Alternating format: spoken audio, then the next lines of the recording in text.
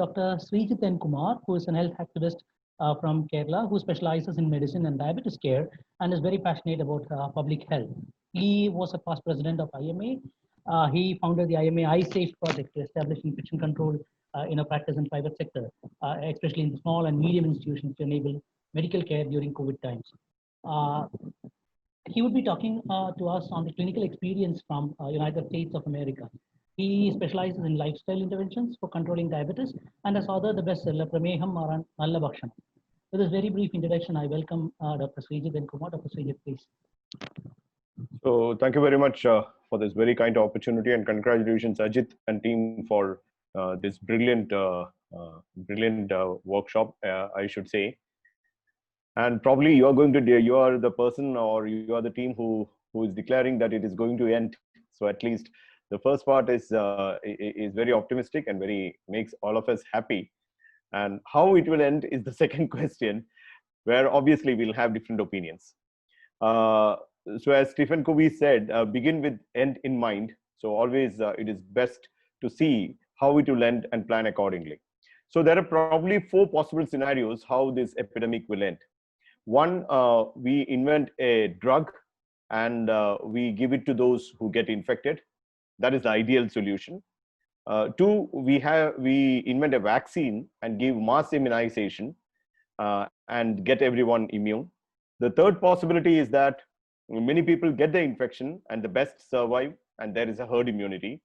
And the last possibility is, as the president of US keeps saying, suddenly it disappears. Maybe some mutation happens and the virus becomes less infective, and we overcome the infection. So whatever it may, probably the time lag is going to be quite a bit. 6 months to 9 months to be very optimistic, 1 to 2 years to be more realistic, or maybe even beyond. So it's true that COVID is getting lot of attention, but as Dr. Lal also emphasized, non-COVID care is probably getting ignored. Now, we fail to realize that pre-Jan, we had a health department, we had a director of medical education, we had all the private hospitals, and they were all existing actually to treat a lot of diseases other than COVID. And after COVID came in Jan, almost all these departments are exclusively dedicated for COVID. So where do all these non-COVID go?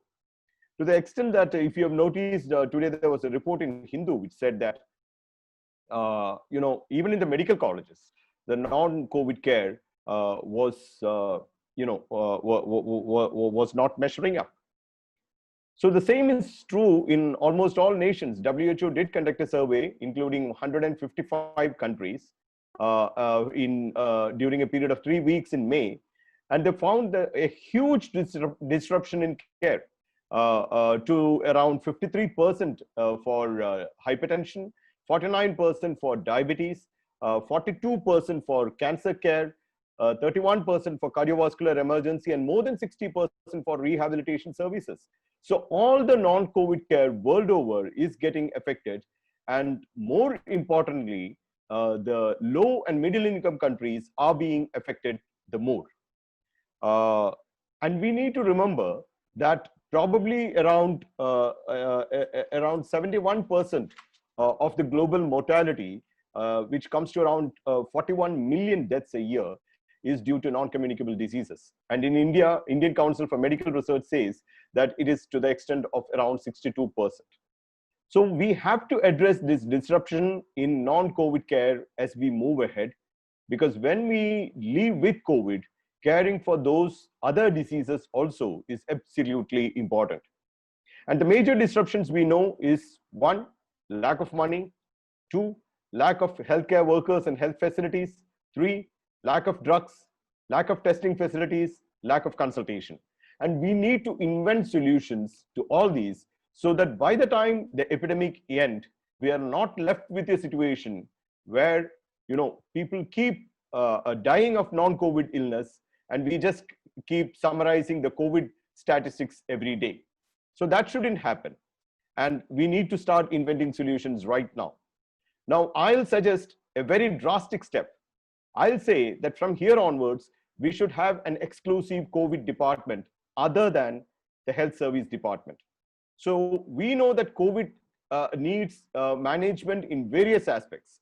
Right now, we know that world over, many of the country heads or the heads of governments are themselves coordinating the combined efforts of various departments. So it's high time that we have a dedicated COVID team and not converting the entire health services into a COVID care team. That would be disastrous. So the health services department and the medical education department and majority of the private sectors should continue to give non-COVID care, and they should be enabled for that. And on the other side, because it's not going to be something short term, maybe 6 months, 9 months, 1 year, 2 year. So when we are going to plan on a long-term strategy, I think the first thing which we need to put in place is an exclusive COVID department in whatever name you would like to call that. The second thing is lifestyle measures do need a lot of emphasis. Now we know that all of us every day are adding on more and more pounds thanks to the lockdown, and we keep becoming obese. So that has to be curtailed. A diet policy has to be put in place. There has to be plenty of fruits and vegetables. People should be encouraged to do exercise, and exercising outdoor we should realize that exercising outdoor cannot spread COVID, especially if the distance is maintained. So we have to bring down a diet and exercise policy, and we have to tackle the obesity, which is increasing quite a bit. And probably all of us are aware that one of the most important contributing factors for mortality in COVID itself is obesity. So we need to promote diet and exercise. We need to lay due emphasis on promote clinical consultations both in the government and private sector. Telemedical consultation or telemedicine has to be prioritized and brought up. We need to have resource pooling. The role of NGOs and other professional organizations are important, and we have to bring everyone together. So to sum it up, we have to reinvent non-COVID care, and we have to start afresh, and we have to go ahead so that by the time the pandemic ends, it will not be the beginning of a new pandemic of non-communicable diseases and other communicable diseases. We have to start addressing it right now. Thank you very much.